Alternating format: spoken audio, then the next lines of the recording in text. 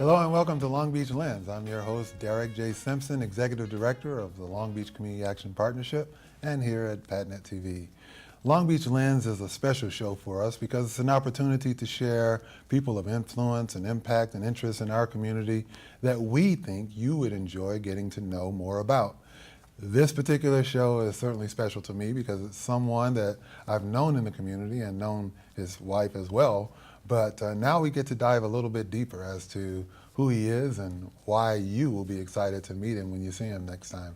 So welcome, Mr. Aaron Cash. Thanks, Derek. Thanks for having me. I'm good. I'm really good. Happy to be here. Good. Big smile. Lots of things going on positive, which I know part of that. So lots of things. Let's start before we get with today. Who is Aaron Cash? Okay, who was Aaron Cash? Well, as you can hear, I'm a local. Yeah, that's that southern accent. Very South Long Beach. Y'all isolated community. We've developed our own accent. No, I'm Australian, originally from Brisbane, Australia. Okay. I first moved to Los Angeles in 1988.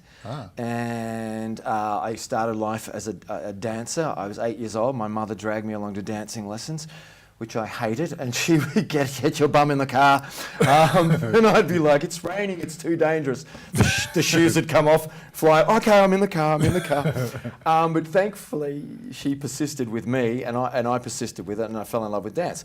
And as a result, it's been an amazing life. It's taken me around the world, you know. Right. And I've ended up in Long Beach.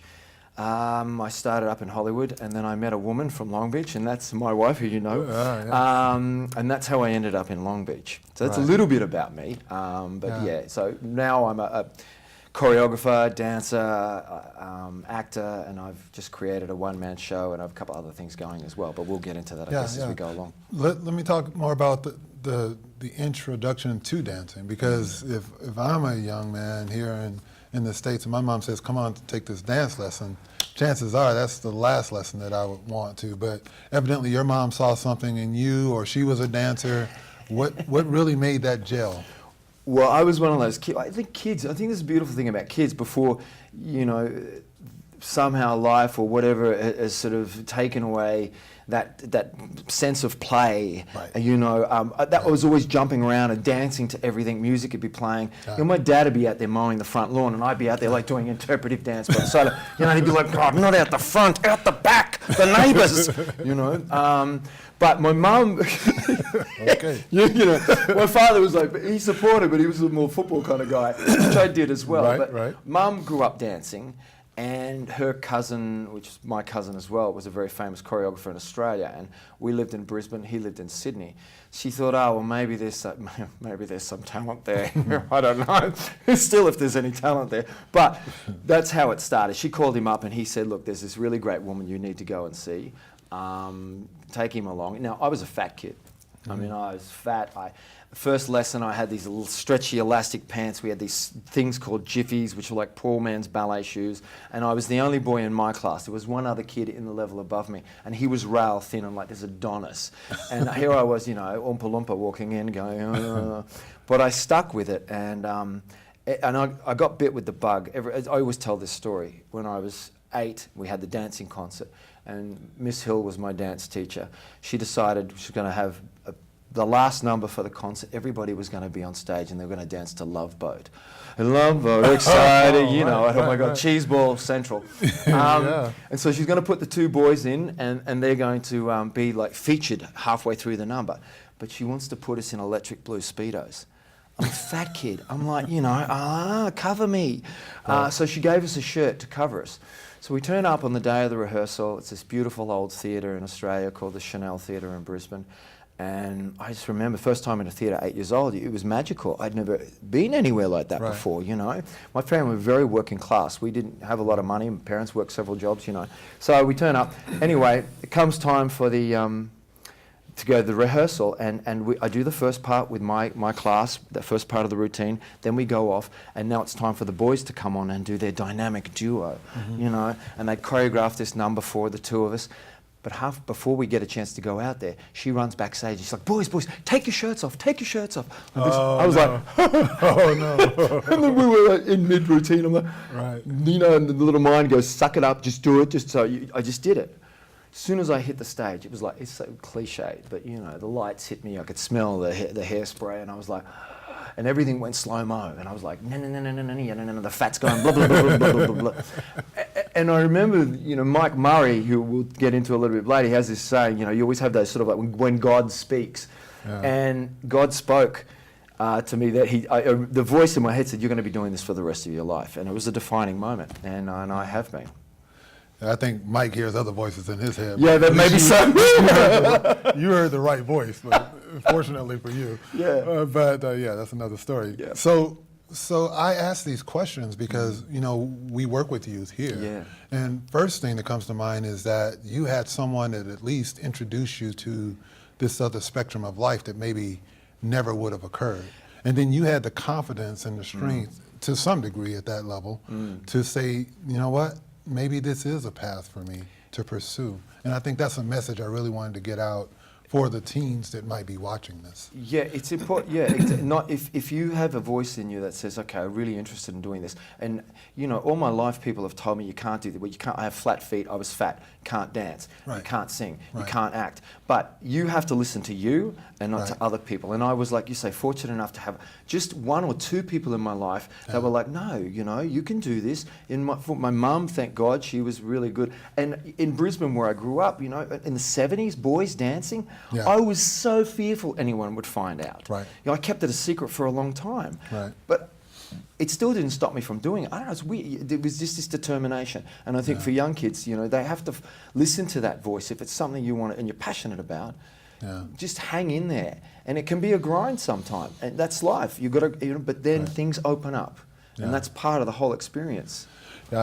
Again, making it personal for me, I was an all-conference linebacker in college, but it was that same year that I began writing poetry about love and about my life, etc. Yeah. But the last thing I was going to do in those days was walk into the locker room and say, check out this poem on love I just wrote. Exactly. Like, get out of here. And the guys would be like, right, the next tackle, boom, Right. yeah, love your poetry. Right, exactly. Yeah, death comes by a salesman.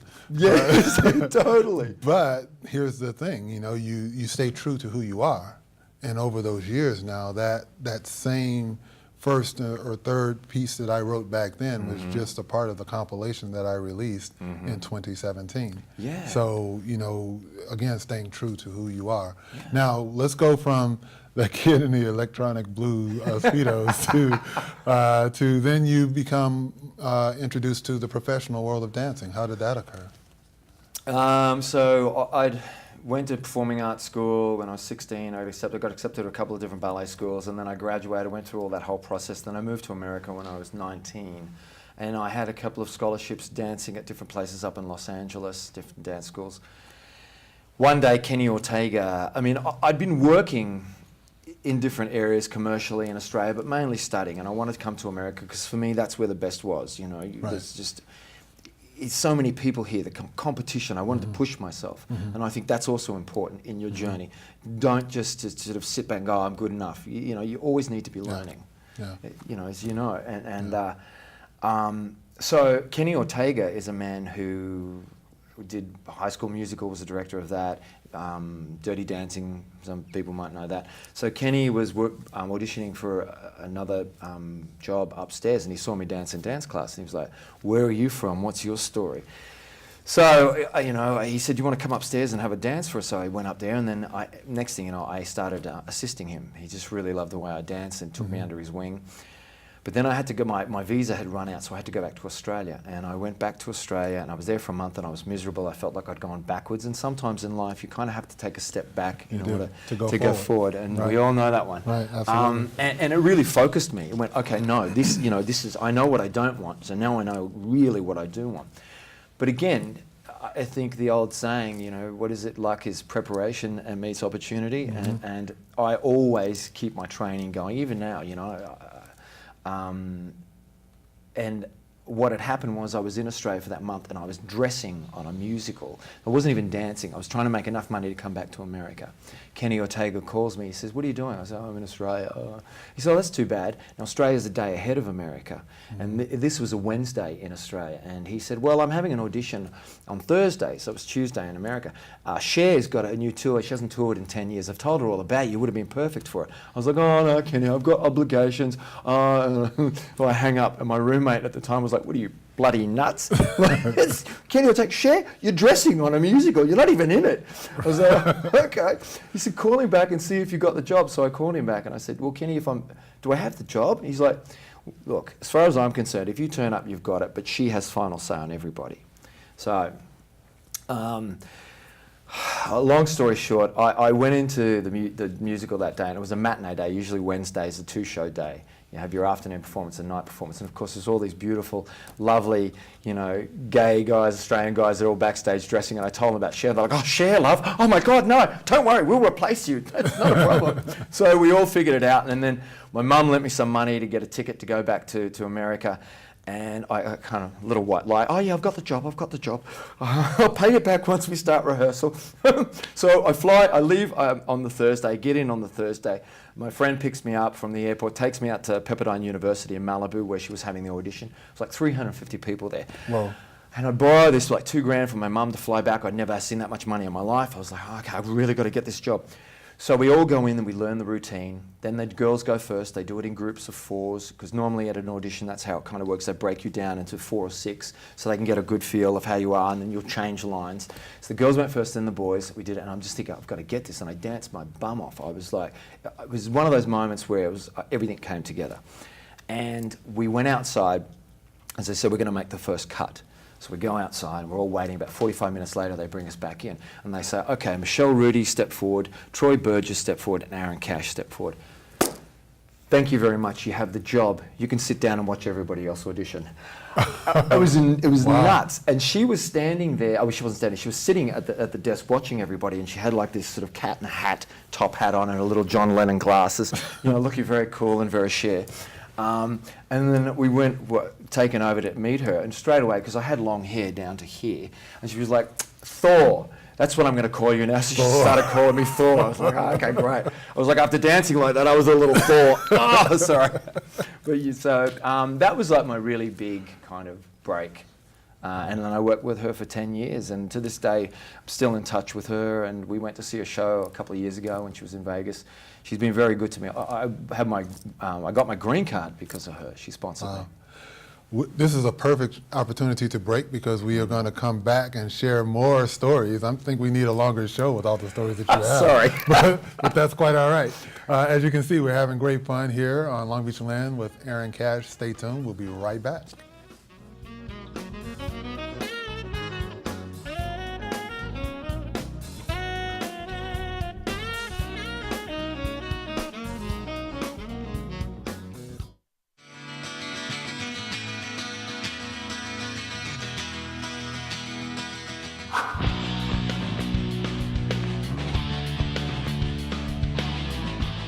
Hi everyone, today we're setting up our low lights and we're placing them as a 3-point lighting setup.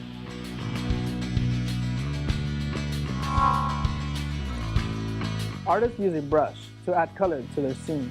In film, we use lights.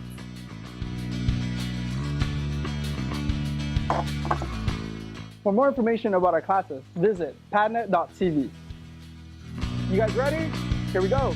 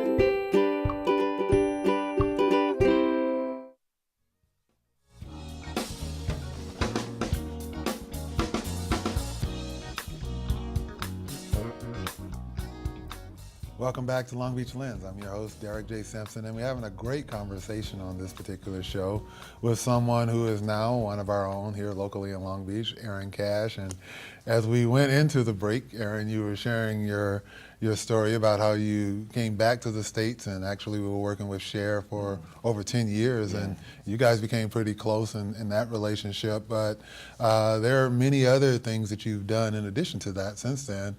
I mentioned Tap Dogs, but tell us a little bit more about some of those highlights of your career before we move on from that. Yeah, so I've had a chance as a dancer to have a very varied and versatile career. Tap Dogs, as you mentioned, one of the original members. I was in a dance company in New York called Twyla Tharp, who's an amazing modern choreographer. And during that time, Mikhail Baryshnikov, who is a very famous and amazing Russian ballet dancer, joined the company, so I got to work with him as well. In the film Hook, Titanic, Curious Case of Benjamin Buttons, and then I was a judge in Australia on So You Think You Can Dance, along with Paula Abdul, who I also have worked with for the last almost 30 years on different jobs and things like that. Okay. And she's also a good friend as well. Okay. Yeah, so that's a little bit about my dance background. Right. And all of that then continues to be something that you do. I mean, that's your profession, that's your passion. Yes. And you're keeping that active here in Long Beach. And most recently, you came out with something of your own that you felt was ambitious. I did very ambitious. I created so I have my three angels that I say, otherwise I don't think I ever would have done it. Mike Murray, my wife Regina Cash, and then my acting coach Iris Klein have helped me create this show called The Last Dance, where I bring back three forgotten dance masters and I give them one last chance to tell their story and for one last dance. And it's about hope, love, inspiration, and then we take a portion of the proceeds and highlight a Long Beach charity. This time it's AIDS Food Store, because one of the characters passed away from HIV/AIDS, and I myself and a lot of people, we're all affected by that disease. And in the performing arts, especially early on, 80s, 90s, got hit really hard, and I lost a lot of good friends. So it was a way for me to give back, because I feel the performer a lot of the time is a very selfish career. And as I'm older now, I would, like what you do in your community is incredible, and it's inspirational. Well, I'm only now sort of getting my head around that. So it's time to give back. Right. Now, you had two performances. One has occurred prior to this particular episode that we're taping, and one will occur. But when you walked out on stage and you saw that audience local, I mean, I would imagine that had to be somewhat different than all those international audiences you performed before. There was a lot of love and a lot of joy and a lot of support, and people that that's the other thing about community and what you created here, I think too, is we can't make it alone. We're all in this together, and that's what I felt. I was out there because I have to be honest with you, I was overwhelmed doing this. I had a panic attack last week. I woke up at 3 o'clock in the morning and I was like, I can't do this.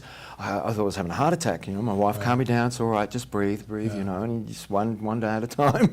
and we got through it. But that's what it felt like, having everyone in that room. Just the love and support. It was a lot of joy. Right. And when you take this forward for the next Last Dance, will there be other opportunities? For instance, I know I won't be able to make it, and others who are watching this show may not be able to make these particular performances, but do you see that reoccurring? Oh, absolutely. So we're in talks right now with the Long Beach Playhouse, which have been amazing with us. They were so generous getting us in, squeezing us in there in June, so we want to do it again in June. So we will have some dates up on our website, which is lastdancetheshow.com. And then we go to New York as well. We're going to be in New York, and then we've been invited to do it in Madrid. So if you want to come to Madrid. Actually, I like Madrid. Yeah, it's a good city. Yeah. So this will go international then? It's not that's the dream. I mean, I'd love to be able to do it on Broadway, the West End, in Australia too, where I'm from. But there's something really sweet about doing it in Long Beach, and this is where we created it. Right. Long Beach has this wonderful vibe of creativity. There's a lot going on here, and I think people don't realize it. Even when my friends came down from LA, they were like, "This is pretty cool." I'm like, "Duh." Yeah. Well, it's cool that you are becoming a champion of that. And again, I ask for youth that are out there, maybe happen to tune in to see this particular show with you now. How would you encourage them to get involved or to come out and see what you're doing so that they could see, hey, I could do that? Yeah, absolutely. Someday. Yeah, we'll get on our website and check out when the next dates are going to be. But also, too, in your own mind, it's cliched, but it's the marathon. It's not the sprint. Right. You are starting now. I look back at me at that age and how impatient I was. Be patient. Let it evolve. All the hard times and the knocks are going to develop the character and the person you're going to develop into.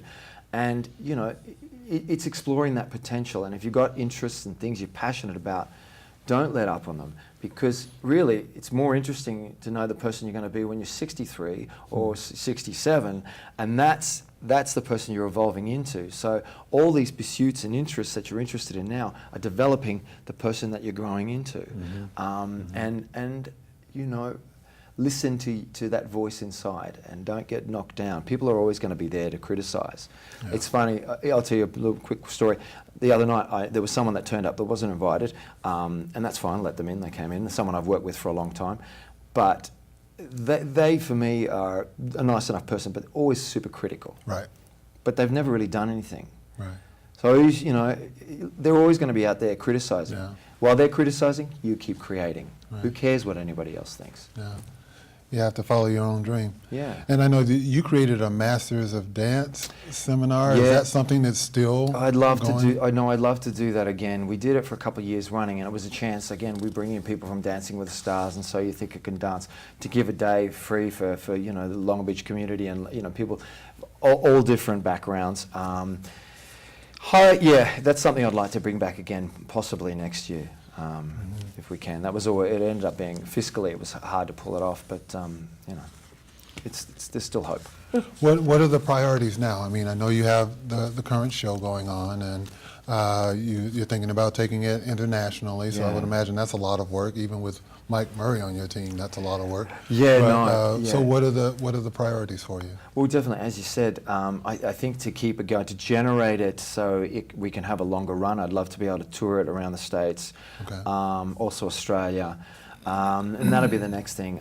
We have some interest in doing it in Vegas. Okay. So we've got a couple of meetings next week with that. So there's that, and again, being able to use that then again as a voice to help others, but that's the immediate future. I also have another show that I created 8 years ago, which is a dance show that I choreographed called Ballet Revolution with Cuban dancers. So I do a lot of work in Cuba. So that's also going. So between those things, it keeps me pretty busy. And then, we talked about earlier, I do another on the side, a little French cabaret up in Los Angeles, like 2 times a month, where I'm the host and I play this very naughty French man. It's just a bit of fun. Is it a bit of a stretch? Oh yeah, because I'm so good. No, me a little too well.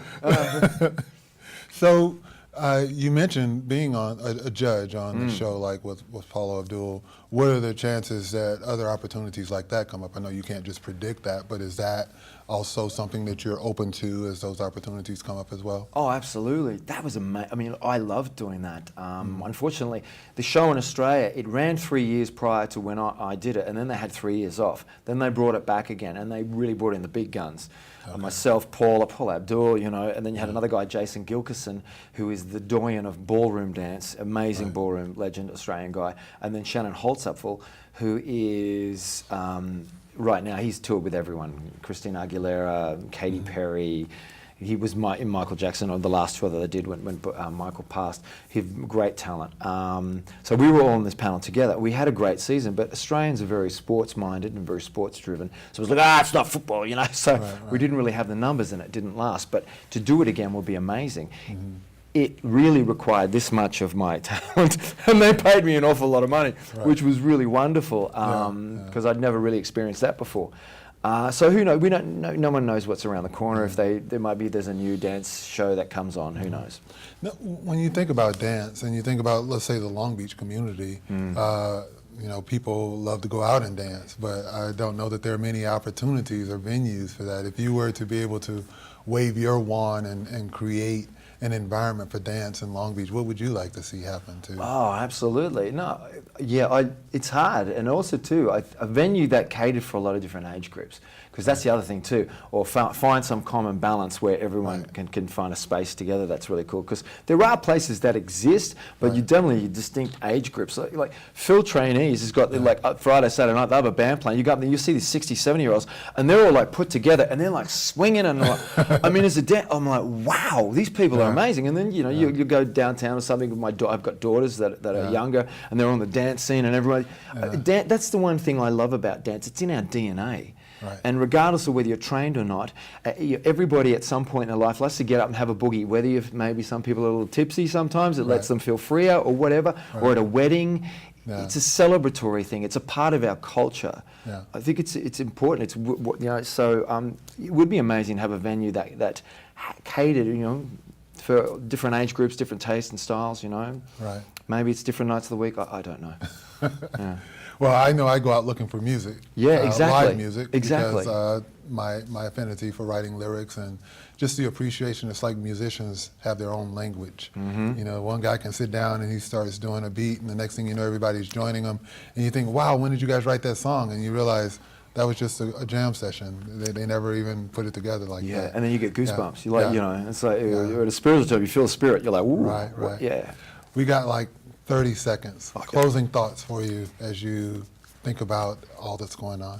As I think about all that's going on, I think I'm really grateful to be here right now and in Long Beach, and I feel at this point, I'm almost 50, and it's exciting, and I think for anyone who feels like they're in a lull in their life, this too will change. Hang in there, be persistent, make the most of your life. It's precious. Thank you for making the most of this opportunity to speak for with having you me, Derek. and for all that you're doing in our community. I want to thank Aaron Cash again for being a guest on our episode of Long Beach Lens. As you know, we strive every episode to bring you people of interest, influence, and impact in our community. Thanks for being a guest on our show, Aaron Cash. Thank you for being a loyal viewer, and we appreciate all that you do in our community as well as what we do to help Long Beach be a better place to live and work for us all. Have a good day.